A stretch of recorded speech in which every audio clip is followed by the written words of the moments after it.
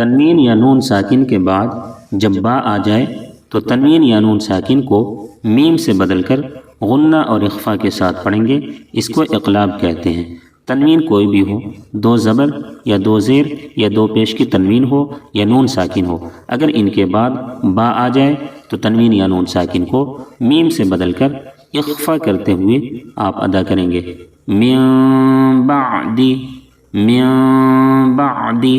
یاد رہے کہ اچانک سے میم کو میم سے نہیں ملانا ہے، یعنی اچانک سے دونوں ہونٹ آپس میں نہیں مل جائیں گے، بلکہ اخفا کرتے ہوئے آہستہ آہستہ ہونٹ ملائیں گے۔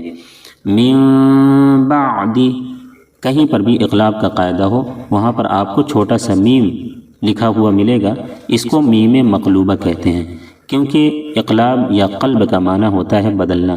چونکہ تنوین یا نون ساکن کو میم سے بدل دیا جاتا ہے، اس لیے اس میم کو میم مقلوبہ کہتے ہیں، یعنی بدلا ہوا میم۔